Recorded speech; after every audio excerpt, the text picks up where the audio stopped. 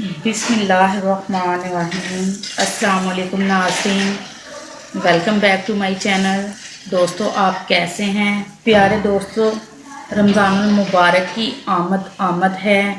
बरकतों और रहमतों से भरा माह रमज़ान आपको बहुत बहुत ज़्यादा मुबारक हो।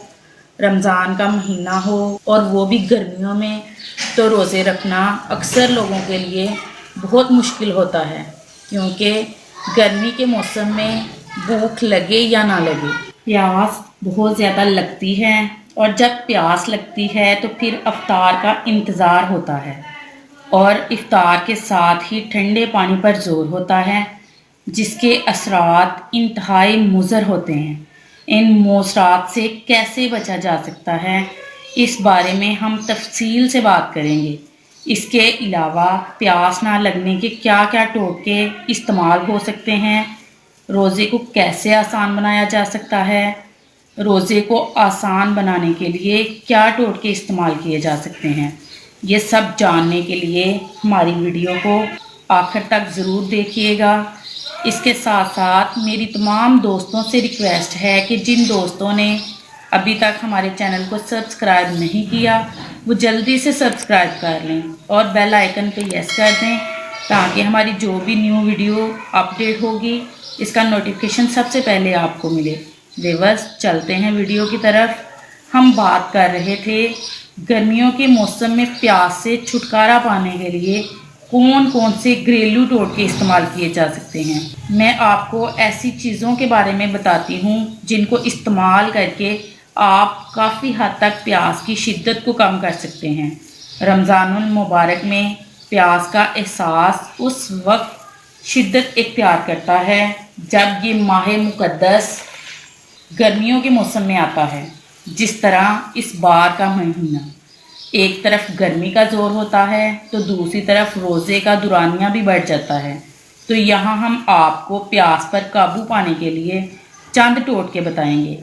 प्यास बुझाने का बेहतरीन ज़रिया पानी है, जिसका कोई नेमुल बदल नहीं है। प्यास की शिद्दत से बचने के लिए रोज़ाना 1.5 लीटर पानी ज़रूर पिएं, यानी माया का इस्तेमाल ज़्यादा से ज़्यादा करें।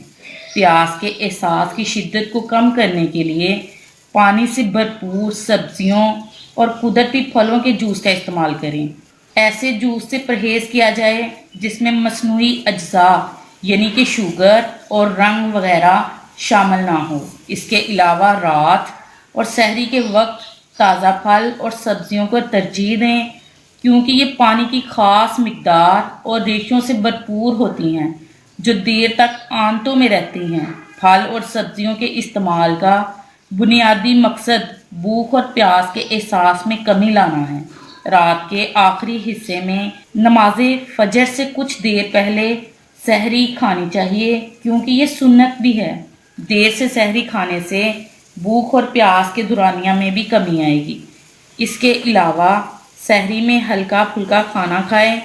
इसके अलावा ऐसी ग़िज़ा से परहेज़ करें जो जिस्म से पानी को चुरा लेती है, जिसमें नमक, मसाला जात, सोडा बराह रास्त धूप का जिस्म पर पड़ना शामिल है।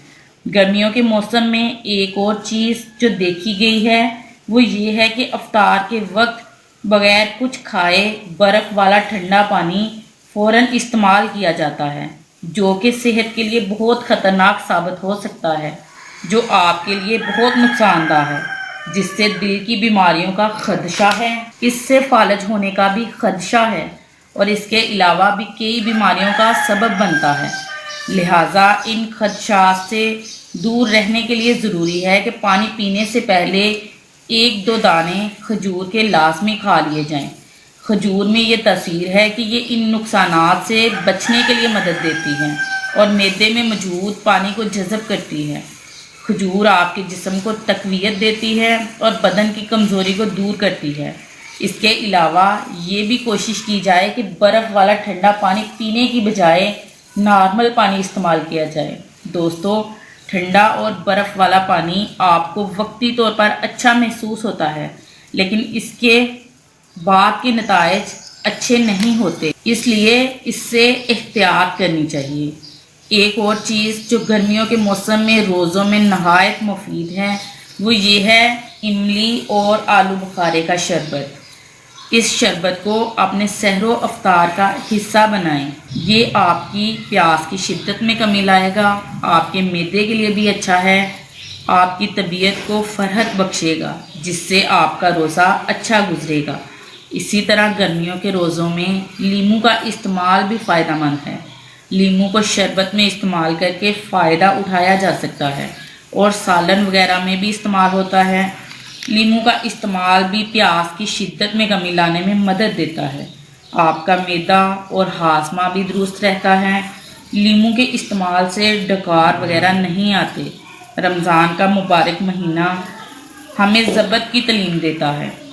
روزہ ہم پر فرض ہے۔ یہ ظاہری اور باطنی دونوں لحاظ سے انسان کے لیے بے حد مفید ہے۔ اللہ کے ہر کام میں انسان کے لیے کوئی نہ کوئی نصیحت ہوتی ہے، لیکن بس ہم سمجھ نہیں پاتے۔ روزہ ہمارے جسم کی زکوٰۃ ہے۔ جس طرح زکوٰۃ ہمارے مال کو پاک کرتی ہے، اسی طرح روزہ بھی ہمارے جسم کو بیماریوں سے پاک کرتا ہے۔ روزہ فرض عبادت ہے۔ روزہ رکھنے سے بہت سی بیماریوں سے بچا جا سکتا ہے۔ روزہ نفسیاتی طور پر سکون دیتا ہے۔ شوگر کی سطح کنٹرول میں رہتی ہے۔ روزہ زہریلا مادہ باہر نکالتا ہے۔ رمضان کے پورے روزے رکھنے سے معدے اور آنتوں میں اور گردوں کو آرام ملتا ہے اور انسانی جسم فاضل مادوں کو ختم کرنے لگتا ہے۔ یہ وہ حکمتیں ہیں جو اللہ تعالیٰ نے اپنے احکامات میں چھپا رکھی ہیں، اور یہ احکام اپنے پیارے حبیب حضرت محمد صلی اللہ علیہ وآلہ وسلم کے ذریعے سے 1400 سال پہلے اپنے بندوں تک پہنچائی، جبکہ سائنس ان حکمتوں کو آج بتا رہی ہے۔ روزے کے دوران ہونے والی چھوٹی موٹی تکالیف سے گھبرائیے مت اور ہمت سے کام لیں۔ عام مشاہدہ ہے کہ پہلے 2-3 روزوں میں یا افطاری کے بعد سر درد رہتی ہے۔ جسم میں پانی کی کمی سر درد کا باعث ہوتی ہے۔ آرامی اور نیند نہ پوری ہونا بھی سر درد کا باعث بنتی ہے۔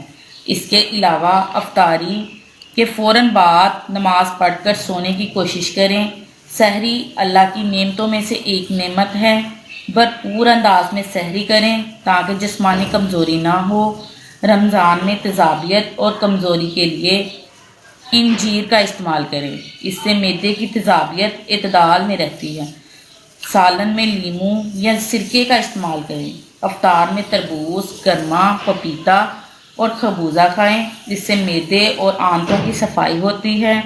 دہی میں پانی ملا کر استعمال کریں، رائتے کے طور پر بھی استعمال کریں، ہاضمہ بہتر ہوگا۔ مسالے دار اور مرغوب غذاؤں سے پرہیز کریں۔